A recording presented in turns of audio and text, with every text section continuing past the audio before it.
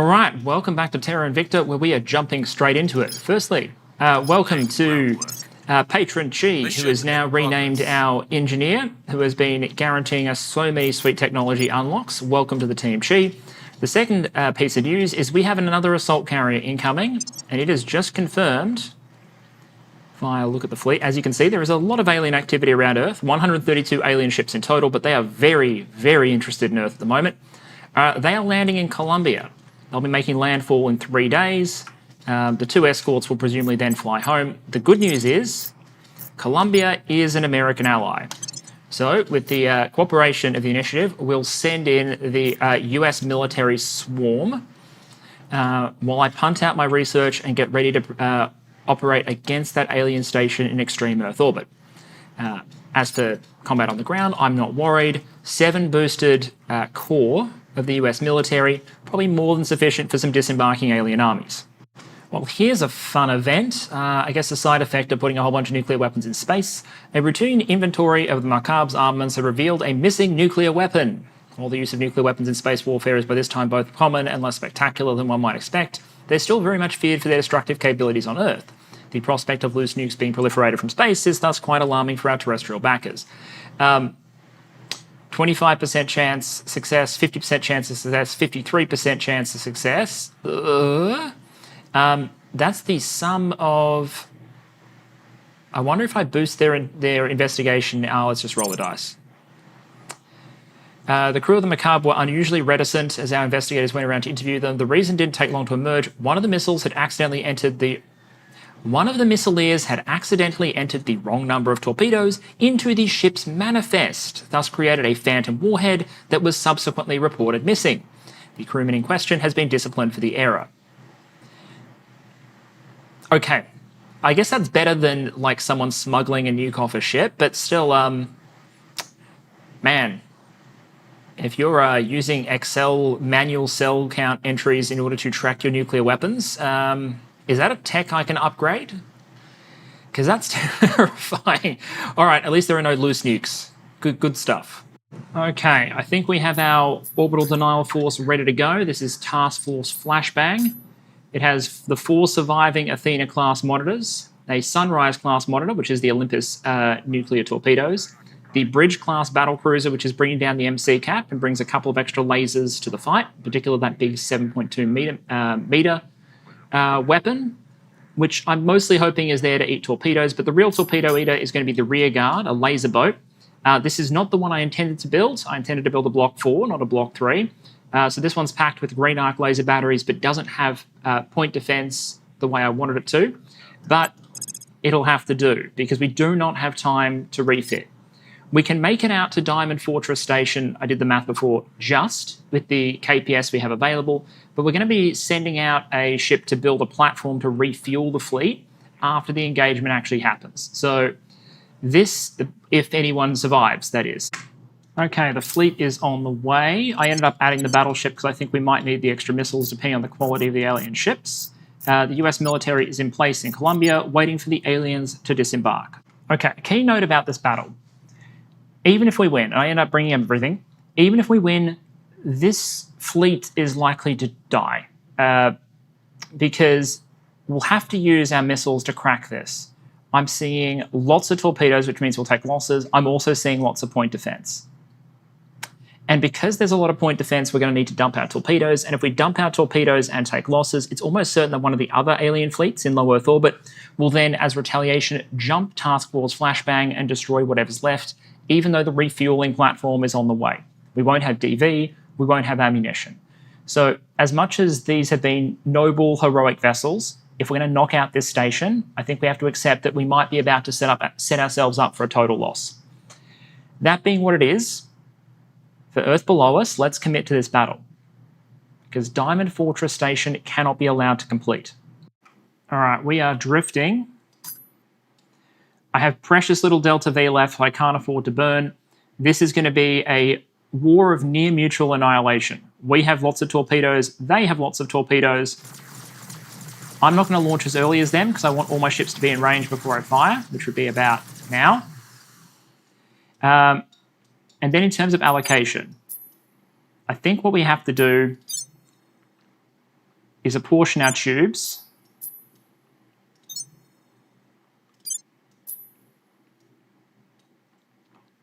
Let's go up here. And let's also have the Serenity, the Super Sunrise, go up here, at least for its initial volley.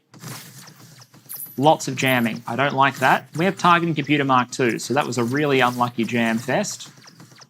So let's get as many missiles as we can in the air. We got a sea of 40mm going out. It's not going to be enough. But the rear guard is doing its absolute best to defend itself.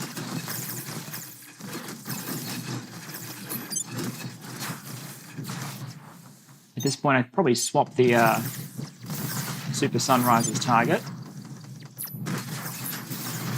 There goes the Serenity. And I think that's all of the enemy torpedoes. Now it comes down to their point defense. These are Athenas. We got hits. Scratch, scratch, scratch. All right. 40 mils are blaring at the remaining magnetic rounds, but I think we're okay. All right, we have one surviving monitor now burning back towards Earth. The rest of the fleet was jumped, as predicted.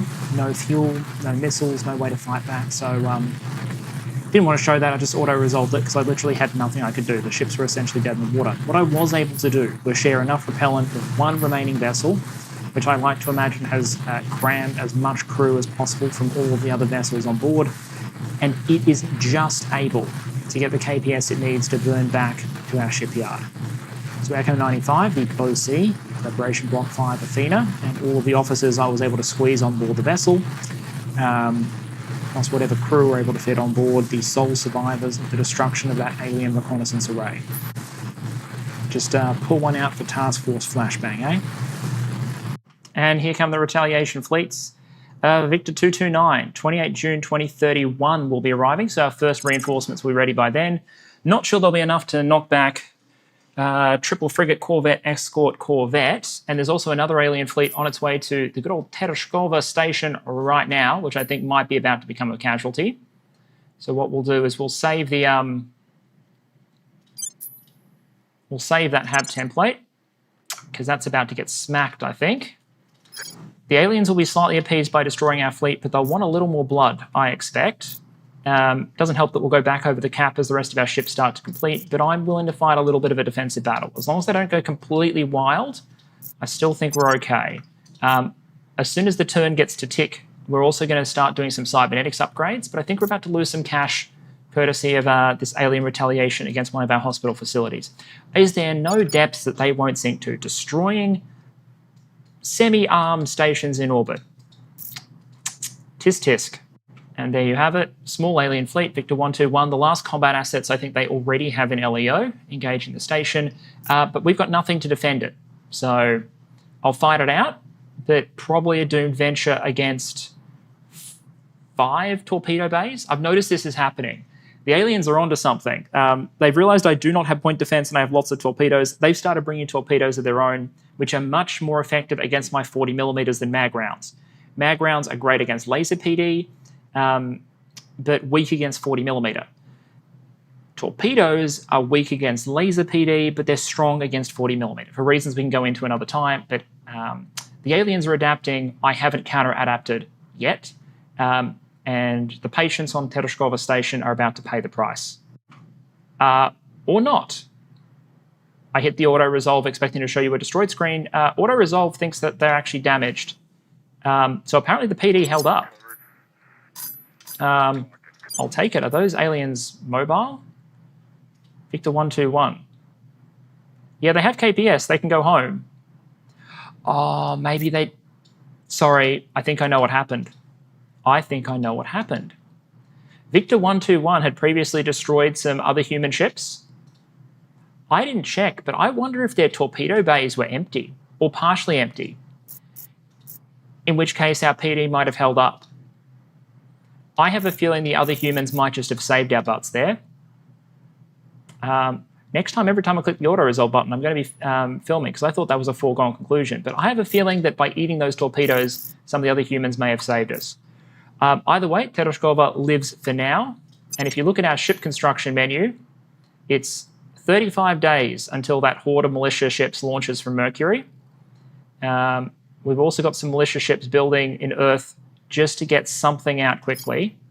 In fact, I'll add one more at Earth and one more at Mars, just to get something out, and then we'll start building better ships as soon as we have a little bit more breathing room. It's April where we get a better engine. January, March, we start to get better equipment. So if we can hold on with our militia vessels and carefully contained alien retaliation for the moment, the point where we can do something better is rapidly approaching. On the ground, at least, the fight is going very well. Alien tech level 6.9 is no match for effective tech level 4.8 if you're outnumbered massively in readiness and fighting in rugged terrain. So it is what it is. We have cybernetics level 2, so I can go through and do a level up cycle, but it also means that for a price of 1,000 per, I can stick a whole bunch of these upgraded implants on my councillors, which I'm going to do because I reckon I can squeeze some more control points out of the process and then go for the executive control point in China. I'll still be over cap, but if I can get executive control, I can start really utilizing the resources of this country effectively and also get it out of some of the stupid wars that it's fighting against the resistance and hopefully force them to spend less of their time building 4 armies as bloody Japan.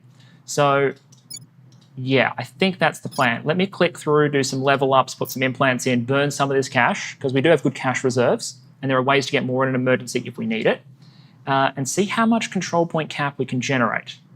The answer, as it turns out, after dumping a bunch of money, is about 13 control point cap, and we'll get more once another round of management research finishes in a month. So it won't be too painful to take the last China point. I also use the opportunity to round out investigation and espionage for Shira, science for a couple of our advised crews. So Chi over here is now not just 25 administration, also 25 science, so giving the maximum possible bonus to the European Union. Marilee's on the way at 21 science, and I'm pretty sure I did upgrade her. Yep, upgraded her science as far as it'll go. We also have one councillor with one org slot open, so I'm going to be trading around, seeing what I can use to fill that particular slot, even if it means pulling off some of these other ones. The idea is, as Shira becomes more and more skilled naturally, we can start to remove some of these boosting organizations to make room for even more science and space mining bonuses, because her skill, she doesn't need Interpol, for example, eventually, because she's just that good anyway. And that means in some cases we don't have to pay the cost. So it's 22 cash for the Director General for External Security, for example. If eventually we have 25 espionage and 25 investigation without it, we can save 2 org point slots, replace it with something else, and save ourselves 22 cash in the interim. I'm happy with my ops income, so I'm happy to sacrifice some of that. Anyway, that's the plan for the moment. We will move into and claim China. We'll wait to see what the aliens beat up next. I have a bunch of ships in construction, as you know. I also have a bunch of shipyards finishing in Earth. I added another backup shipyard station with more of these militia production locations. They're unpowered, though, until the reactors come online in early February. So for the moment, we're going to have to make do with what we've got. The aliens are going to be incredibly pissed off, and it'll take a lot for them to get over it, so to speak, if they ever do. I just want to make sure they pay for it in the process. If we're going to be fighting a little bit of an attritional battle, I want to make sure it's controlled attrition. I want to make sure it's my ships for their ships, plus I get some exotics. I want to make sure they don't rip the heart out of my economic system by blowing up all my bases, because even though ships are much more expensive than land bases in most cases, the land bases produce stuff. Yeah, we have forces burning in for everything. These guys are going for Mercury. A much larger force are going for Mars, which is kind of smart of them, considering the Mars force is the largest at the moment and is going to get some new ships relatively soon. Mars is about to get 3 militias, 4 militias in relatively short order, and we'll keep building from there. But still, there's a lot of firepower heading in just about every direction right now. In amidst all the pain, I'll take the win. This is a lucky strike event, meaning that so during a routine excavation, a sudden rockfall exposed previously undetected deposits of valuable materials. So we can either take a 25% upgrade, or we can roll the dice. Is there any reason? There's no reason not to roll the dice, because even a failure still boosts by 25%. 25% boost it is. All right, free resource income for the rest of the game. I'll take it. I've set up a couple of extra stations and target points the aliens might want to burn some hate off on that are useful to us if they do happen to complete. I'm building ships as rapidly as possible. We failed our first 84% roll on China, so we're rolling again. But having just completed management research, our ability to hold that point is now pretty good. We'll be paying 30 influence a month, basically, in order to hold it and be over our cap. I'll take it in exchange for nearly 200 extra science a month, more funding, more mission control, and most importantly, control over China's diplomatic stance. And bingo, diamondoids. Poor, good-hearted men. You think it's inhumane. You think it won't be like that here. But by God, it will. Because even one weak link gets everyone killed. Colonel Hans Castillo, training video, taken in Nicaragua.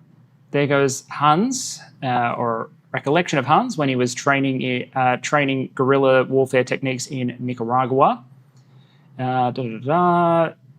Creation of new nanostructures yields perhaps the ultimate dividend, a synthetic molecule harder than diamond at a fraction of the weight, which may be manufactured at a truly colossal scale.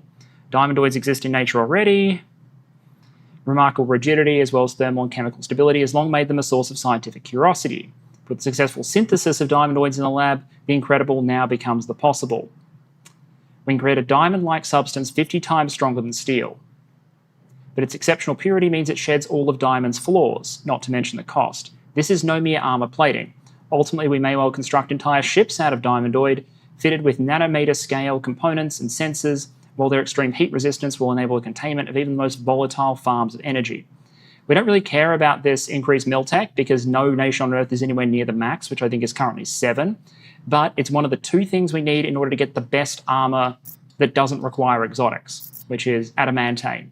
So that's 50% of our requirements done. And importantly, if I sort by category, we no longer have to go necessarily with another material science as our next one, although we might anyway. We could double up and go straight to ring habs, but I think better weapons sooner is more important. I don't want exo-atmospheric fighters. We're trying to fight the conventional way in space. Integrated Earth space economy is on the way to space logistics. Fleet logistics. And research universities, which is a tier 3 research facility. This is useful. I feel like getting the weapons is more important.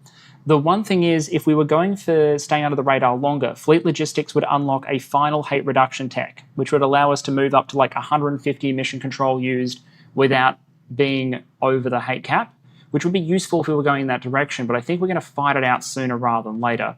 Minor machine is cyborging. Like I said, I think the trick here is to go for weapons. Superconducting magnets goes in that direction, also gets us tin droplet radiators. Advanced core guns is ultra capacitors. Yeah, we're basically just going to need a whole bunch of material science. So I'll pick one of these, lock it in. Better radiators would be nice, but we're mostly relying on coils at the moment, which we get through superconducting magnets. So that decides it. Superconducting magnets it is. Improved shipbuilding techniques, 31 March. We've finally got targeting computer 3. It's now in research. It'll be ready in May. So the new ships will use adamantane, hopefully some coil guns mixed in with their nuclear weapons. So better armor, better targeting computers, a better engine. The next generation is starting to take shape, but we're not there yet. Okay, our first militia ships are spawning on Mercury. The swarm will rise from the Mercury surface. As I said, are they good ships? Nope. But they'll do. We'll rendezvous them in orbit. We'll resupply them or refuel them because they'll use a lot of fuel. And in this case, by fuel, I mean nuclear bombs. They'll use a lot of that getting off the surface. I like to imagine that we're using perhaps the mining maglevs to get them a little bit off the surface before we start detonating nukes. But who knows what the launch arrangement is for an Orion drive on a planetary surface. We've also launched the first ones on Ceres that'll defend our bases there as well. Not as large a setup, but still something. We are obviously sweeping over the MC limit, but the hate is probably so far over that level that I don't mind. All that matters is I have the ability to control what I lose and the order in which I lose it, which is basically what these ships will allow. I also had an event which nuked Chi's loyalty down to 11, so he'll need some inspiration, but also gave us a bunch of influence, because I basically said that our values are very important to us.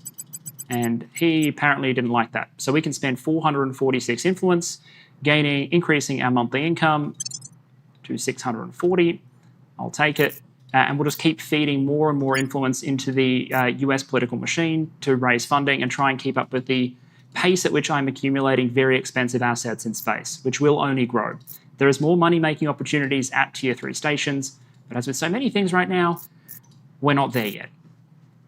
All right, so here's the fully refueled swarm. The second swarm is in construction on Mercury's surface right now, but here we go.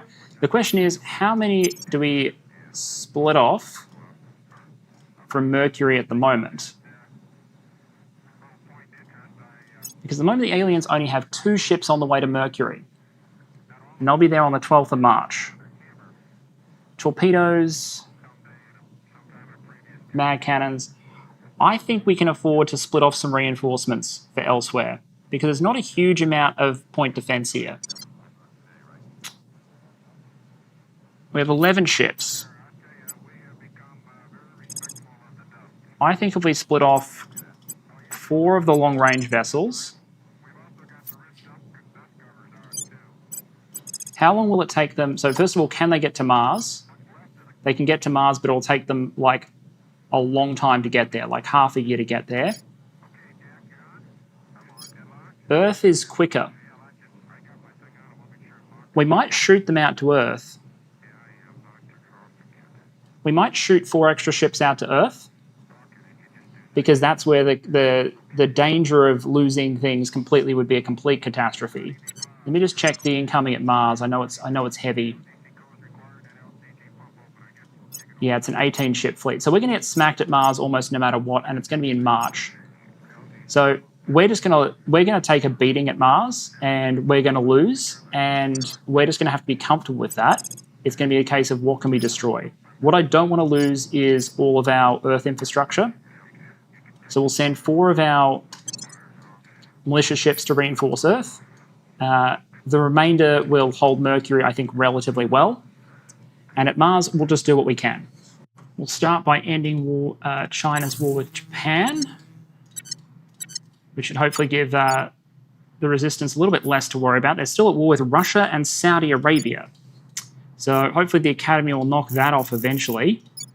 20th Guards fighting against 4 Japanese armies in what the game regards as the Tokyo region is ambitious, but, you know, it is Russian command. Okay, the aliens have made it to Mars. They've commenced bombardment operations. I'm not going to rush the fleet out to engage them. I'm hoping they'll eventually send their fleet to engage me. For the moment, they're picking on the one base that didn't have a huge amount of anti-orbital firepower. Not that I think it would matter against this combat fleet, which includes such small features as the Ocean Fury class battleship Resigned Fate, with a heavy plasma battery, torpedoes, and a violet laser cannon. Whew, okay. Yeah, and full exotic armor. So this thing is this is a bulky fleet. We're building up to oppose it, but we're not quite there yet. How many times have I said that this episode? Anyway, we're going to sit and take it for a little while on Mars. I'll rebuild where I have to, and hopefully build up the fleet power we need to push this off if they do choose to engage us. What we might try and do once we have enough ships is do the bait tactic I talked about earlier. We undock one ship, we let them target it, we dock that ship, and then force the engagement. And yep, there we are. We're taking damage at Cassini, to be expected. Got to roll with the punches. Okay, we have our Poseidon Lantern. I will go to probably ships of the line next, because we'll want them eventually. Let's downscale them to priority 2, though. 222, 232. Works for me. Rapid shipbuilding, ships of the line. This will increase construction speed by 25%, which works when you're fighting this sort of engagement. Now, you can always just also add more shipyards, but I like the responsiveness. Let's just have a look, as we're being smacked everywhere, at what sort of impact we could potentially have with the new engine. So this is the Super Sunrise, not particularly mobile. If we strip the Orion engine off, so that's 764 combat acceleration, 6.4 cruise delta V. If we instead swap out to the Poseidon Lantern drive, we can have a combat acceleration of 1.3 Gs, or, you know, more combat acceleration and more delta V for the same amount of propellant. So it's still not super mobile, but it's something. We also have the availability of these terawatt gas core reactors. So this is not a huge uptick in our KPS, although we always fit more propellant if we're willing to pay the exorbitant cost in fissiles. So it's much more expensive in exchange for higher performance. Not a valid refit, of course, because you're completely changing the type of engine. But if we want a little bit more maneuverability, a little more chase potential, it's something. But also because of the house rules, I had to research it either way. So we may as well build a couple, test them, and then see if we unlock eventually the big brother, the Poseidon Torch. Okay, we're in a sort of uncomfortable holding pattern, albeit constantly under bombardment. We have too much mission control in service to drop below the hate cap, but we're taking enough of a beating on the ground that I'm mostly keeping up with that I'm hoping will bleed off. So we have a choice here. It basically comes down to when do we want to go back under the hate cap versus when do we push the fight. This is really the push and pull that we're playing with at the moment. We have a small fleet that's shelling us in Mercury. It's doing mid-level bombardment. I think it's going to take losses. We could try and intercept it, but I think it's going to kill itself if it's doing mid-level bombardment. Ultraviolet lasers would help. Phasers would help. But we don't have the bandwidth to go with either of them at the moment. I am researching coil guns. They're not going to be with us until February. I was hoping they were going to be with us sooner, but it looks like it's going to be February. Colony Habs is almost done. Then we'll go on to ring Habs. Targeting computers is coming up soon, which should increase the effectiveness of everything. I'm going to change all the designs to use targeting computer 3s, and that also affects our surface installations. They get better targeting computers as well. Adamantane hasn't popped. Rapid shipbuilding is in the works. And we're working on high temperature superconductors, which means as soon as we get coil guns, we should be able to go straight into improved coils. And with improved coils, adamantane, and a serviceable engine, I think we're in a decent spot to start fighting back in a big way. The question is, do we drop below the hate cap before then? There are two massive alien fleets, one of 17 heading towards Mercury, although a lot of those ships are not particularly good. They're just basic orange laser cannon sort of thing. They're the sort of ships where if we point one escort with nukes at these things, it'll get through that orange laser cannon and destroy it. So we might have a reasonable chance with our next spam of doing a lot of damage to this stuff. Similarly, there's a big force in Mars right now. We're building reinforcements in Mars, but not enough to deal with the two fleets that they have in orbit at the moment. One is a small one, Victor 271, which is two big boys, the Ocean Fury battleship and the Iron Meteor cruiser. They've split those off for some reason from Victor 242, which is the main alien force. So Mars and Mercury are getting a lot more attention than Earth, which is the opposite of what I expected, but I'm dealing with it for the moment. The question is, when do we drop over the hate cap, and if do we at all? And I think the answer is after the next fleet battle. If they come after either of our fleets, then the amount of destruction done should reduce us under the cap and bump our hate back to orange at the same time. I've got a lot of ships in the production queue, which I'll keep pumping out until that battle happens. If it happens, we'll then cancel everything in construction. We'll sit below that level for just that little bit longer and go from there. I'm also hoping that the human fleets, which are actually quite substantial at the moment, will take care of, if we look at the Earth presence, there are surveillance missions finishing on the 23rd and 28th of April, respectively. They're both escorted. One has a bloody battleship as its escort. But I'm hoping that the human factions will take the fight to them, and also hopefully the aliens, because they have reinforcements arriving at Earth very soon, things like the 2nd. If I put out some bait ships, hopefully I can get some defensive engagements. I've put out Echo 94, which is just a cheap 2,500-ton colony ship, to hopefully draw the aliens against it. If they do, that ship will then dock instantly, and hopefully, or rather, the fleet will undock from the station, merge with Echo 94, and we'll get a fleet battle. That's the plan anyway. But yeah, definitely, we are paying the price, day by day, week by week, for the temerity of blowing up the surveillance station. I still think it was the right call. Okay, it looks like we baited a small engagement in Earth orbit. Everything counts at this point. And as I expected, given the disparity in weapon systems, we lost a little bait ship. Too bad, so sad. We got 1.5 exotics, and the rest of the fleet is still there. That said, we're getting close to under the radar time again, I suspect. We'll move Task Force Earth back to reload, rearm, and refuel. And then we're going to take one major battle, I think, depending on which one they come for first. Either we're going to get our fleet smacked at Mercury or Mars. Either will be enough to take us back under cap and hopefully back to Orange Bar. We will see. All we're really doing is buying time for the tech, which I'm now estimating for early 2032 instead, but it is coming, which means fighting late 2032 in a serious way, but with some pretty significant upgrades. All right, I think we're about to have our fight. I baited out the force around Mars. That's Victor 242. 15 ships, 3,500 combat power. We'll undock our Mars fleet and merge it. We will go down swinging. We will do as much damage as possible. And in so doing, I'm hoping for an orange bar after this is done, as well as some attrition on the aliens and clearing out a lot of these vessels that we're about to have much higher tech replacements for anyway. If we go orange, we will then cancel everything that's currently in construction, lay low, maybe go fleet logistics, and get ready for our next series of engagements. Whew. Okay, here we go. Echo 121 up against Victor 242. A lot of this stuff is just torpedo boats.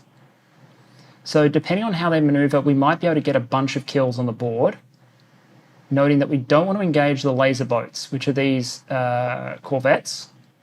What we want to slap are maybe the plasma frigates, these big boys, the cruisers and monitors. Very good candidates for being smacked. Yeah, so the big ships and the very small ships, ironically, are going to be the best targets. We got a bunch of nukes. Just know what we're working with. Let's accept. Let's see what auto resolve would give us. I think it's going to be a complete one-sided smack. Yeah, absolutely nothing destroyed. I'm going to load in person because I think we can do better. Okay, so the deal here is we're not going to be able to accelerate because our ships have different drives, and I need the torpedoes to be grouped up. The goal here is to get kills, not to destroy the entire opposing fleet. So we'll wait until we're within 1,000 kilometers. Their torpedoes are in the air, that's fine. And then I'm going to want to take out the stuff that doesn't have ECM and is a guaranteed or close to a guaranteed kill first. So one torpedo, every ship, auspicious confluence. Thank you. It shouldn't have jam. Another one on the other red flower class. Okay, that's the two torpedo boats. They should hopefully now die, basically. The escort ships are all breaking off down this way. This means that the PD shouldn't be in place for the big ships at the back. So what we're going to do is two torpedoes, Galactic Cloud. Two torpedoes, Shining Quasar. And we're using battleships at this point. So we'll go Fading Singularity.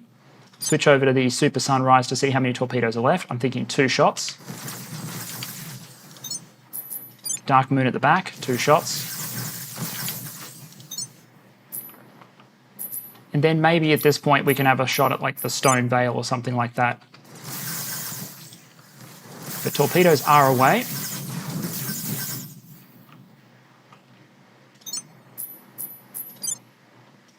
And what we'll do is we'll padlock because we'll want to rotate towards the laser boats now.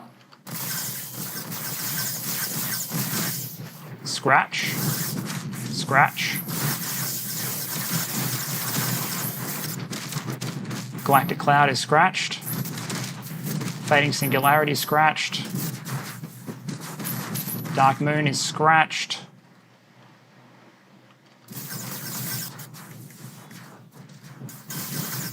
They're now trying to laser us.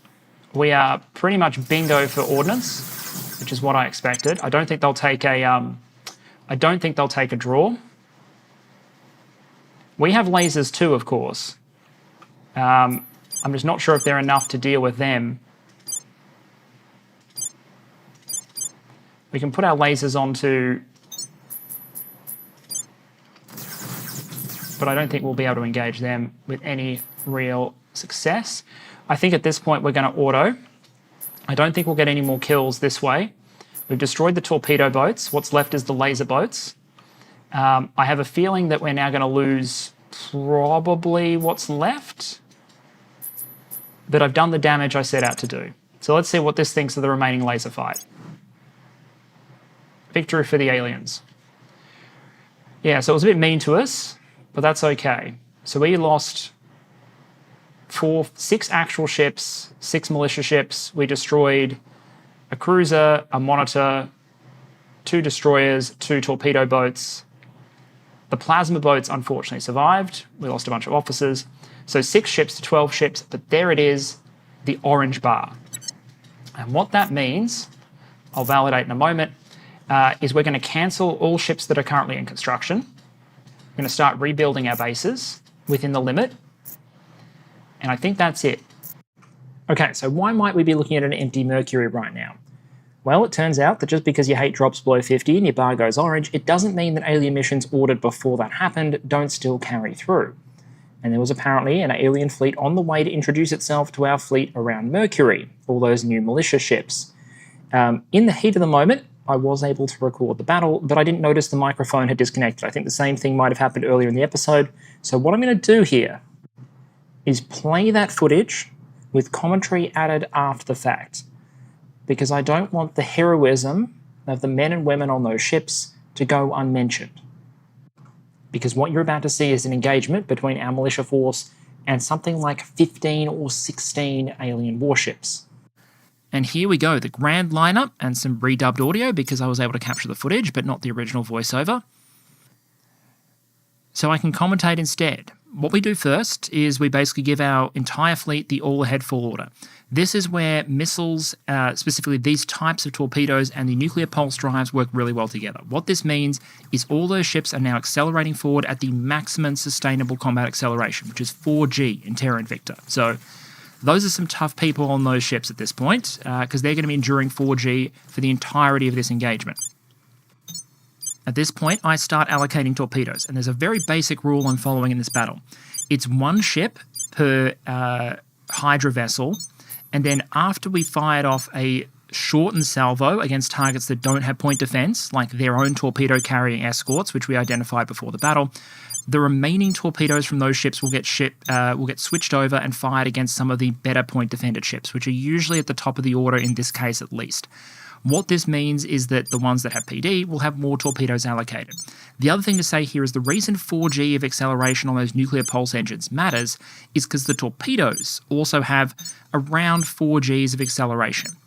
What that means is that as the torpedoes are fired, the torpedo after it is benefiting from the acceleration of the vessel, meaning instead of having a salvo where the torpedoes streak ahead in a long line, they form a clumped up mass alongside the vessel, which you'll see in a moment as the torpedoes start firing. I really don't know where we recruit people to crew these things, because your entire job is to, in a lightly armoured tin can, ride directly towards the aliens on a series of nuclear explosions so that you can fire off your nuclear ordnance at the target in a slightly more efficient fashion. At this stage, we are switching the salvos over, and you can see how the salvos are grouping up next to the ships, and that's because of that interaction between the acceleration of the drive and the acceleration of the torpedoes. And what that means is, for PD, it's a much more difficult challenge, because you've got all those threats arriving in the threat zone at the same time, rather than spaced out, giving the point defense time to recharge. So in this respect, I'd actually argue torpedoes that had way more acceleration might not actually be better, because you can't sync them up with ships this way. Squishy humans don't do well at more than 4G, no matter how much engine you add to the vessel. We obviously have no defenses on these ships, so they fire their torpedoes, and we start taking the casualties as we ride down the Valley of Death, the brave militia ships of Mercury. I'm not sure what the aliens are thinking at this moment, because humans are surfing nuclear explosions towards them at full speed and dying incredibly quickly, but as you can see, the torpedo mass is closing really rapidly, and impact, more impacts. We slow it right down at this point. It's too late, as you can tell. Single contact hits are more than enough to take even the larger ships out of action. And we're just going to overwhelm the point defense, because the speed of closing is too high. A lot of their main lasers have been distracted by the ships, who are still racing past, by the way. You can see pulses as our militia ships are going. but the missiles are just ripping through the fleet at this point. The smaller targets on the flank are now being hit. Blam, blam. Some of them are still bitter enough to destroy our vessels, but as you can see, cleaning them up, contact hits, and we are done. We are done. With 2 militia ships, one of which still has its engine functioning, just bravely pulsing across the battlefield, not to be hit by any of that remaining ordnance. What a win.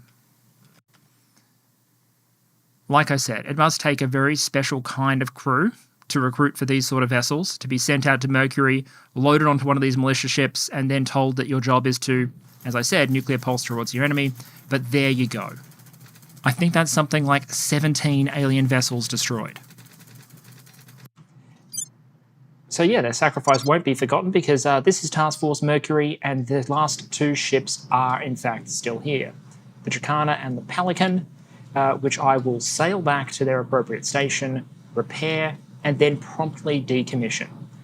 Because those crews need to be sent back to Earth and lauded as heroes, along with everyone who gave their lives in the battle for Mercury and Mars. If there was a moment where the Hydra figured that maybe, just maybe, the humans might be willing to fight back, I'd like to hope it was these 2 engagements.